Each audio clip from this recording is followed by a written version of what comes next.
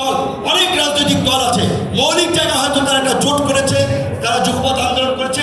অনেক রাজনৈতিক দল আছে, এই ফ্যাসিস্ট আওয়ামী লীগের এই দেশে নিষিদ্ধ করা হলে বিন্দু মাত্র ক্ষতি হবে না। কিন্তু এই দায়িত্ব রাষ্ট্র সংস্কার যেমন অন্তর্বর্তীকালীন সরকার করবে, বিপ্লবোত্তর গণঅভ্যুত্থান পরবর্তী অন্তর্বর্তীকালীন সরকারকে অনতিবিলম্বে এই আওয়ামী লীগকে নিষিদ্ধ করে পরিপত্র জারি করলেই দেখবেন আওয়ামী তৎপরতা বন্ধ হয়ে যাবে।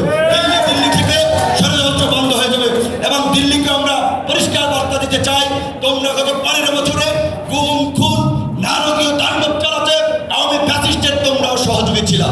তোমাদের বিরুদ্ধে দাঁড়িয়ে আমরা নির্বাচন পরবর্তী ভারতীয় পণ্য বয়কট, ভারতীয় আধিপত্য এবং আগ্রাসনের বিরুদ্ধে লড়াই করেছি।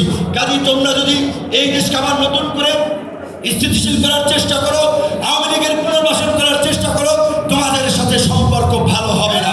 আমরা পরিষ্কার কথা, প্রতিবেশীর সাথে ভালো সম্পর্ক আমরাও চাই, কিন্তু সেই সম্পর্ক হবে দুদেশের নাগরিকের স্বার্থ সংশ্লিষ্ট ন্যায্যতার ভিত্তিতে, গোলামের ভিত্তিতে নয়। ডক্টর ইউনূস সাহেব যেভাবে বলছেন পরিষ্কারভাবে, তোমাদের 7 সিস্টার্স কনসার্ন আমাদের পার্বত্য চট্টগ্রামকে তোমরা স্বাধীনতার পরবর্তী থেকে ঐতিহাসিক করে যাচ্ছ।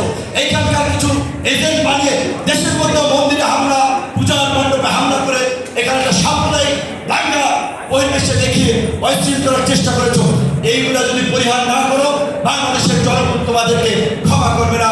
সর্বশেষ আমি আমাদের আন্দোলনকারী, বিশেষ করে আপনারা একটা বিষয় লক্ষ্য করেছেন কিনা আমি জানি না, মারা গেছে যারা শ্রমিক, ওই জ্বালাইয়ের কাজ করে, সবজি বেচে, হকারি করে, এই আন্দোলন ছাত্ররা নেতৃত্ব দিয়েছে।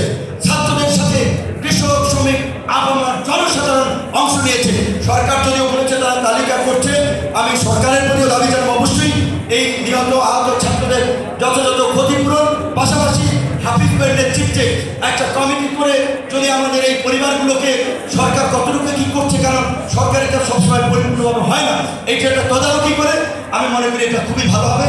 আমি এটার দাবি জানাবো যে এই আহত নিহত ছাত্ররা যথাযথ ক্ষতিপূরণ পেয়েছে কিনা, তাদের পরিবারের কী অবস্থা, এটা হাফিজ সাহেবের নেতৃত্বে একটা কমিটি করে মুক্তিযোদ্ধারা তদারকি করবে। আল্লাহ হাফিজ।